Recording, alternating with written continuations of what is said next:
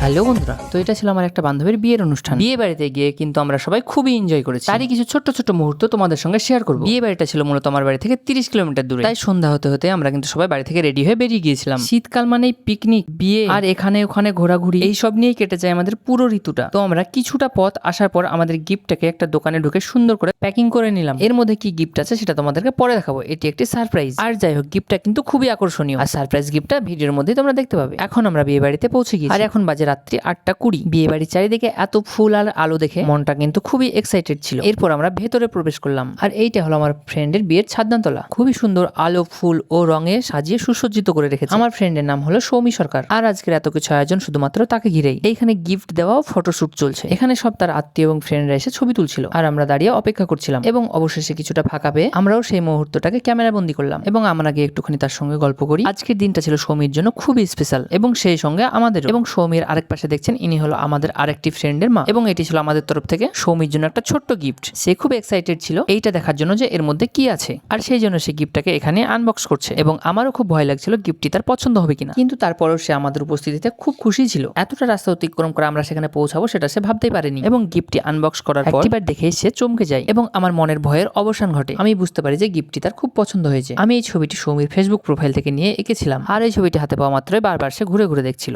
আর বিয়ে বাড়িতে যত লোক ছিল সবাই কিন্তু ছবিটি একবার করে হাতে নিয়ে দেখছিল। আর আমি তাকে বলতে চাইছিলাম তার ফেসবুক থেকে নেওয়া ছবিটি যে পোজে ছিল আমি সেই পোজে এঁকেছি। আর এই ছবিটি দেখার পর সৌমির মা, মানে আমাদের কাকিমা, বলছেন তার কাছে নাকি আমাদের দেওয়া ছোট্ট উপহারটি আজকের দেওয়া সেরা উপহার। এবং সেখান থেকে বেরিয়ে আমরা চারিদিকটা ঘুরে দেখছিলাম। আর হ্যাঁ, একটা কথা বলতে ভুলে গিয়েছি, এইটা হলো রাকেশ ভাই, মানে আমাদের আরেকটি ফ্রেন্ডের হাজবেন্ড। বিয়ে বাড়িতে আমরা সবাই একসঙ্গেই ছিলাম, এবং আমরা ওখান থেকে বেরিয়ে স্টলের দিকে যাচ্ছিলাম, যেখানে রাখা ছিল প্রচুর খাবারের আইটেম নিয়ে অনেক স্টল ছিল। ফুচকার স্টল, চিকেন পকোড়ার স্টল, চা, কফি, পান এবং আরো অনেক কিছু। সবাই কিন্তু চিকেন পকোড়া নেওয়ার জন্য খুবই ভিড় করছিল, এবং আমরা সবাই মিলে চিকেন পকোড়া ট্রাই করলাম। এটি কিন্তু ছিল খুবই টেস্টি, আর সেজন্য আমরা কিন্তু এটা একবার নয় অনেকবার নিয়েছি। আর এগুলো শুধু আমরাই নয়, অন্যরাও কিন্তু দেখছি বারবার নিচ্ছে। আর খাবো নাই বা কেন বলুন, এগুলো তো আমাদের জন্য রেখেছিল।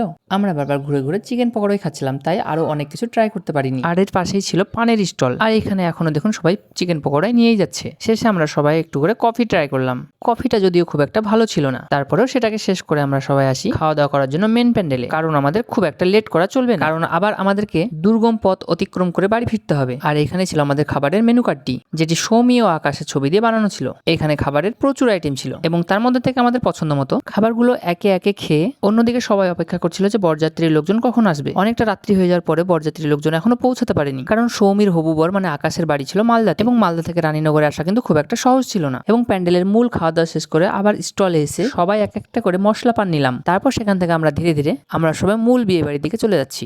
বাড়ির গেটটা কিন্তু খুব সুন্দর করে সাজানো হয়েছিল, বিভিন্ন কালারের ফুল, লাইট ও বিভিন্ন থার্মোকলের ডিজাইন দিয়ে সুসজ্জিত করেছিল। আমরা উপরে দেখতে যাই যে বিয়ের কোণেটা কি করছে। সেখানে গিয়ে দেখি বান্ধবীরা চুরি করে চিকেন পকোড়া নিয়ে এসে দিয়েছে, আর সেটা সে সবাইকে আড়াল করে চুপি চুপি এবং খুব তাড়াতাড়ি খাচ্ছে। তার বিয়েতেই সবাই খাচ্ছে, কিন্তু সে নিজেই সেটা পাচ্ছিল না, আর সেজন্য তার দুটো বান্ধবী মিলে চুপি চুপি সেগুলো নিয়ে এসে দিয়েছে, যাতে করে সে তারই বিয়ে সুস্বাদু খাবারটা সে ট্রাই করতে পারে। এরই মধ্যে তার আবার কারো দিকে নজর পড়ে, তাই সে লজ্জায় উঠে পড়ে। এইখানে সমীর বোনের ছেলে তার সঙ্গে খুব দুষ্টুমি করছিল। একসঙ্গে এতগুলো মানুষ দেখে সে খুব আনন্দ করছিল। তারপরেই তার বিয়ের জন্য ফ্যামিলির কিছু নিয়ম কানুন সম্পন্ন করে, যদিও এটাকে কি বলা হয় আমার অবশ্য জানা ছিল না।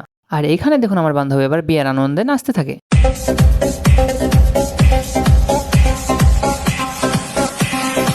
এবার আমাদের এখান থেকে বিদায় নেওয়ার পালা, তাই দুই বান্ধবী মিলে শেষ কথোপকথন চলছে। যদিও সে সেখান থেকে আসতে দিতে চাইছে না, তবুও আমাদেরকে জোর করে চলে আসতে হচ্ছে, কারণ সেখানে রাত্রি প্রায় 11টা বেজে গিয়েছিল, আর আমাদেরকে অনেক খারাপ ভালো রাস্তা অতিক্রম করতে হবে। আর সেজন্য আমরা সেখান থেকে বাইক নিয়ে আবার বেরিয়ে পড়লাম। অনেকটা রাত্রি হয়ে গিয়েছে, তবুও এখনো বরযাত্রীর লোক এসে পৌঁছায়নি, আর আমরা বরের অপেক্ষা না করে বিয়ে বাড়ির মোহমায়া ত্যাগ করে সেখান থেকে বেরিয়ে পড়লাম। অনেক লেট হওয়ার জন্য সমস্ত আত্মীয় স্বজন বাড়ি চলে যাচ্ছিল। কিছুটা দূর আসার পর আবার দেখতে পাই রাস্তায় বরযাত্রীর গাড়ি প্রায় চলেই এসেছে। আমরা আর কিছুক্ষণ অপেক্ষা করলে হয়তো বা বাড়িতেই দেখতে পেতাম, কিন্তু আমরা সে অপেক্ষাটা না করে আমরা রাস্তাতে দেখতে পেলাম বাস এবং অনেকগুলো গাড়ি এসেছিল সেখানে, এবং আমরা সেটা অতিক্রম করে ধীরে ধীরে বাড়ি ফিরে আসি। আর এইভাবেই শেষ হয় আমাদের বিয়ে বাড়ির সম্পূর্ণ যাত্রাটি।